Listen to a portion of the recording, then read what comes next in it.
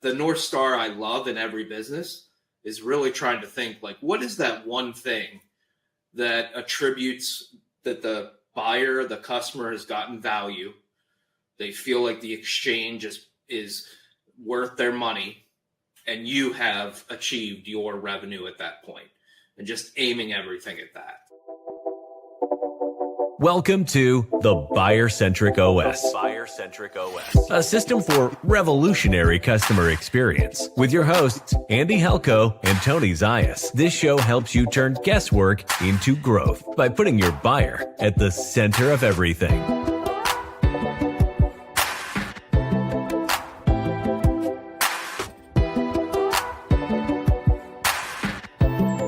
Hey everybody, welcome to today's episode of the Buyer Centric Operating System. Andy, today we're going to dive into looking at the metrics and the OKRs and that side of the Buyer Centric Operating System. So that is where I think the rubber meets the road and you start to measure and evaluate and figure out how to make improvements. So what is your just thoughts on, as we move into this, kind of how do you look at this chapter that we're focusing on, 11 in the book, and this topic?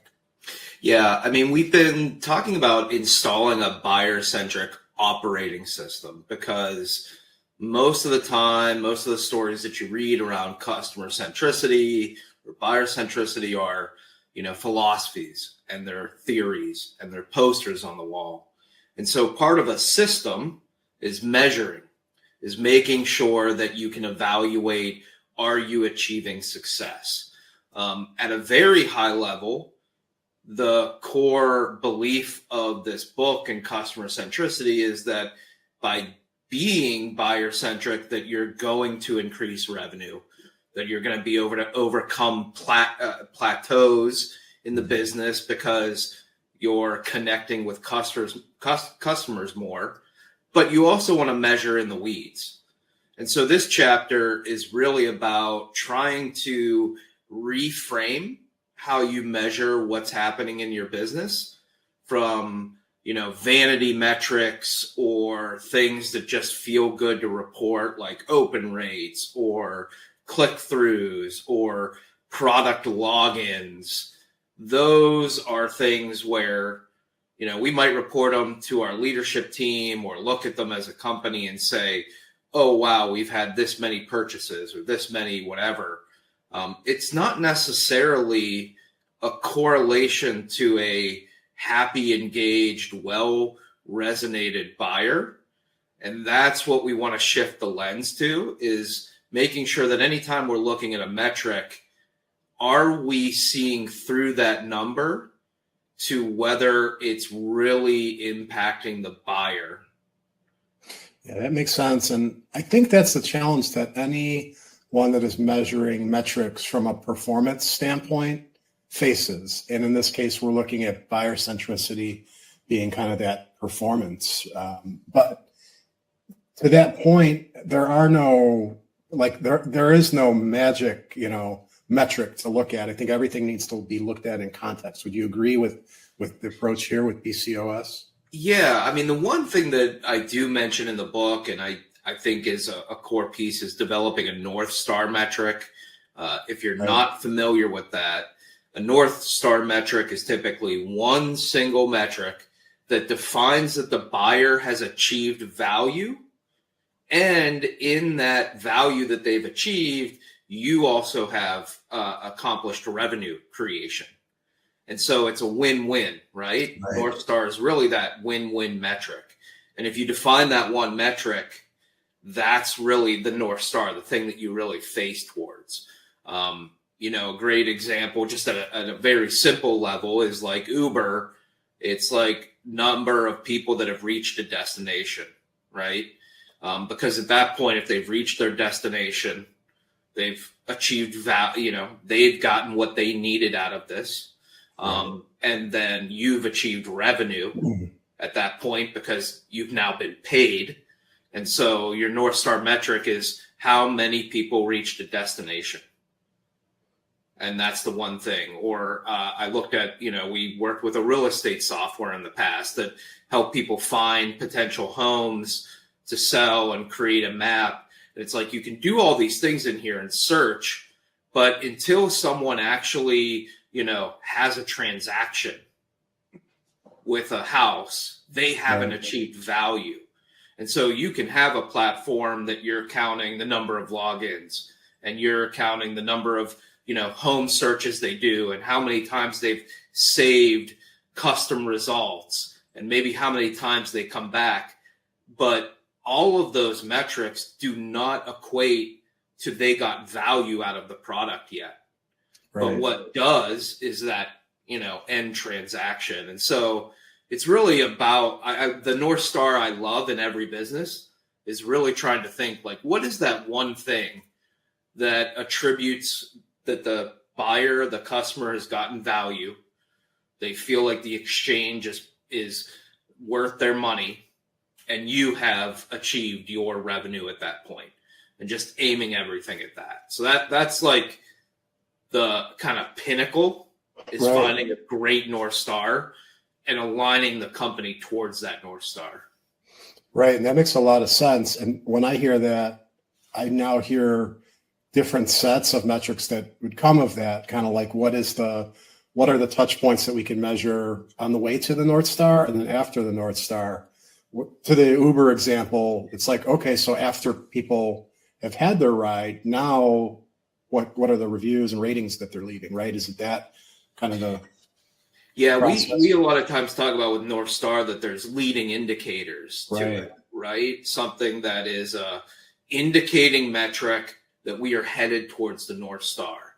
And again, it's really determining which ones are more powerful. With the Uber example, a leading indicator is the fact that they scheduled a ride. Right. But if you use that as your main metric, it doesn't necessarily mean that they got to their destination. It doesn't necessarily mean that they, didn't cancel the ride. It doesn't mean whatever. So you want the end one to be really the truth, but the leading indicator is a schedule. A leading indicator into scheduling is obviously opening the app, right? And so there is a pathway to it. Right. But what you don't want to do is focus too much on leading indicators and not understand what the North Star is. And so when you're reporting, I think it's going back to saying like a lot of times companies report on a lot of leading indicators. That is what we do. I mean, I think having been in marketing, you're always presenting, oh, here's our open rate. It's 5%. Here's our click-through rate. Here's the number of visits and time on site. Those things are not North Star metrics. Some of them can be leading indicators towards it. And some of them combined can be really strong leading indicators, but you have to break that down and understand which ones really are indicative of someone getting to that North Star versus just vanity metrics. And one of the things I often look at is daisy chaining. I think one thing that people often do is look at numbers separately. I think when you put them together, you tell a better story of buyer, influence, such as you do an email that's going out. We don't want to look at open rate. We don't want to look at, open rate doesn't say that it resonated with the buyer. Click-through rate is a little bit better because at that point they've opened and they've now read the message, but it's still not a full indication. Then when they get to their destination, there's a time spent on site, right? And then there's a conversion or not. And I think we just have to look at that all as what is a really light leading indicator, like click-through rate. I would say open rate's not even in the ballpark. And then its conversion is potentially a leading indicator for the eventual North Star of some value that they get out of your product, right? Right. So stepping really back, looking at all of this as a story, right? Trying to piece together a story and interpretation. And that was a good example going through, kind of like understanding that, Uber as an example and hearing that. And then in an organization, every department, every function is going to want to figure out those buyer-centric metrics. So is that the process, is understanding the buyer journey and understanding kind of actions that are being recorded throughout the process so that everyone can then better interpret and understand from a buyer-centric perspective their OKRs?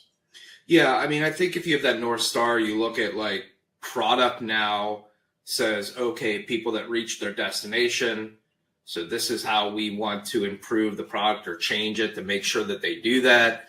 Marketing, we want people to reach their destination, but we're just trying to get people to sign up. But we have to understand that we have to get the right people to sign up that are going to get rides on a regular basis. And we want to find people that are, if our metric is number of people that have reached a destination, signing up a new user that might use the platform once in 10 years is a lot different than signing up a user that's going to use it every day. Right. And so now marketing changes their mindset a little bit to that North Star of it's destinations. It's not how many conversions, because if you sign up 20 people that use it once versus 5 people that use it 20 times, it's a very different end metric of success, right?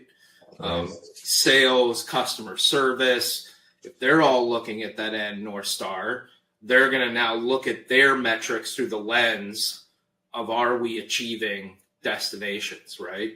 And so I think it's really, again, that North Star is the pinnacle, and then working back to each department and what they're trying to achieve, but making sure that it all still aligns towards that North Star metric.